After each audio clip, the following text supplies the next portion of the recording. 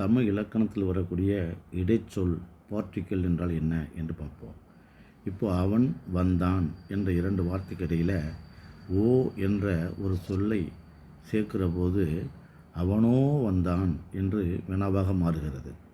இப்போ ஓடு என்ற ஒரு வினைப்பகுதியோடு ஆள் என்ற விகுதிக்கும் இடையில் இன் என்ற இறந்த கால இடைநிலை சேர்க்கிற போது ஓடினாள் என்று வினைமுற்றாக மாறுகிறது. ஆதி பகவன் என்ற இரண்டு வார்த்தைகளுக்கு இடையில் என்ற எண்ணுமை விகுதியை சேர்க்கிற போது உருவை சேர்க்கிற போது ஆதியும் பகவனும் என்று எண்ணுமையாக மாறுகிறது.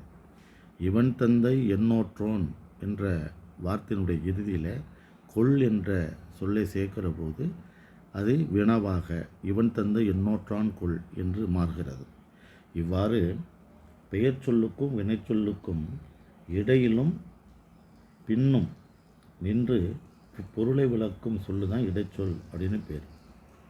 இது காலங்காட்டு இடைநிலைகள் வரலாம்.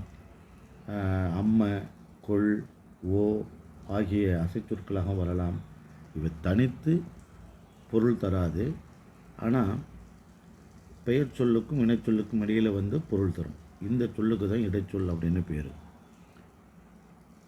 இப்போது இதில் அம்ம, மற்று, கொள், ஓ என்பது 99 விழுக்காடு இடைச்சொல்லாக வருகிறது. அதற்கு தனியாக பொருள் இல்லை. ஆனால் இப்போ ஓ என்ற சொல்லை சேர்க்கிற போது அது வினாவாக மாறுகிறது. கொள் என்ற சொல்லை சேர்க்கிற போது வினாவாக மாறுகிறது. அம்ம என்பதை ஒரு வியப்பு வாக்கியமாக மாற்றுகிறோம். மற்று அப்படிங்கிறதை அடுத்து என்கிற வார்த்தையாக மாறுகிறது. இவ்வாறு தனியே பொருள் தராமல் இரண்டு வார்த்தைகளுக்கு இடையில் சேருகிற போது பொருள் கொடுக்கக்கூடிய சொல்லுக்கு இடைச்சொல் என்று பெயர். நன்றி, வணக்கம்.